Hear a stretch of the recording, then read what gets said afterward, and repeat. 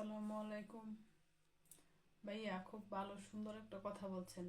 সত্যি আমাদের মতো মেয়েদের কোনো ভালো ছেলের বিয়ে করতে আসবো না, কোনো ভালো ছেলের ঘরের বউ হওয়ার যোগ্যতা আমাদের নেই। কারণ আমরা প্রথমত মেয়ে হয়ে জন্ম নিছি, সেটাই অন্যায়। দ্বিতীয়ত যার মা বাবার যত নাম আছে, ডাক আছে, সেই মেয়েটা ততটাই সুন্দর। আর আমার বিশেষ করে মাও নাই বাবাও নাই, আমি এতিম। আর তৃতীয়ত প্রবাসী, আমার নামের আগে প্রবাস নামটা যোগ করা অলরেডি হয়ে গেছে।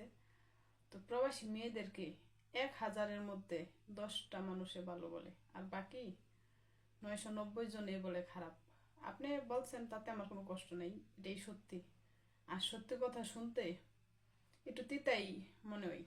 তো আমি এখন আপনাকে বলতেছি ভাইয়া, আমি আপনার ছোট বোন হিসাবে আমার কথায় যদি আপনি কোনো কষ্ট পেয়ে থাকেন, আমারে মাফ করবেন। কথাটা হচ্ছে যে আপনি প্রবাসী বাংলাদেশে গিয়া মাদ্রাসা নতুবা ভার্সিটির কোনো ভালো মেয়েকে বিয়ে শাদী করে নিয়েন, সমস্যা নেই। আমাদের মতো প্রবাসী মেয়েদের, আর যাই হোক, প্রবাসী মেয়েদের মা বাবারা কোনোদিন বৃদ্ধাশ্রমে যায় না। আমাদের মতো প্রবাসীর মা বাবারা কোনোদিন নতুন জামা ছাড়া ঈদ করে না। আর আমাদের মা বাবা যারা আছে, আমাদের ফ্যামিলি যারা আছে, আমরা কষ্ট করলেও দিন শেষে অন্তত মনে মানে বুকে হাত দিয়ে এটা বলতে পারি যে আমার ফ্যামিলি ভালো আছে, সুখে আছে। তো পৃথিবীর সবাই যদি খারাপ বলে তার জন্য কোনো কষ্ট নেই, কারণ আমি আমার জায়গায় ভালো আছি আলহামদুলিল্লাহ। আর বিয়ের কথা বলতেছেন, সারাদিন সারাদিন রাত পরিশ্রম করি, কাজ করি, কাজ করার পরে যতটুকু সময় পাই সবার সাথে কষ্টটা শেয়ার করি, হাসি দুষ্টুমি ঠাট্টা এগুলো করি। অনেকেই ভালো চোখে দেখে, অনেকে ভালো চোখে দেখে না। তো তাদের মধ্যে আপনিও একজন, হয়তো আপনার আমার কথা ভালো লাগে নাই সেজন্য আপনি বলছেন, তার জন্য সমস্যা নাই।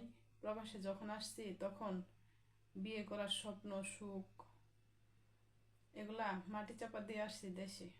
কারণ প্রবাসী মেয়েদের মানে যদি 5,000 মেয়ে থাকে, তার মধ্যে 5টা মেয়ে সুখে আছে, আর বাদ বাকি সবাই কষ্টের সাগরে ভাসতেছে প্রতিনিয়ত। আর আমার তরফ থেকে আমার সকল প্রবাসী বোনদেরকে বলতেছি, তোমরা আর যাই করো, বিয়ে করে সুখী হওয়ার স্বপ্ন দেখো না। কারণ তোমাদের মতো, আমাদের মতো প্রবাসী মেয়েদের সুখী হওয়ার স্বপ্ন দেখাটাই মানায় না। এই যে ভাইয়া বলছে কত সুন্দর কথা, ঠিকই বলছেন। বিধাতা যে এরকম ভাগ্য দিয়া দুনিয়াতে পাঠাইবো সেটা তখন বুঝি নাই, এখন বুঝতেছি।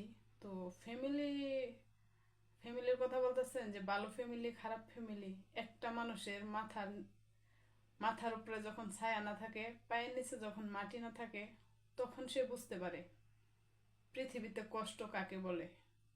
তখনকার কখনো ভাবি নাই যে আমি ভালো ফ্যামিলিতে হয়েছি না খারাপ ফ্যামিলিতে হয়েছি, বাট আমার জায়গায় আমি ভালো আছি ভাইয়া। আমি অনেক কিছু বলে ফেলছি, ছোট বোন হিসেবে আপনাদের ছোট হিসেবে আমারে মাফ করবেন। আর সরি।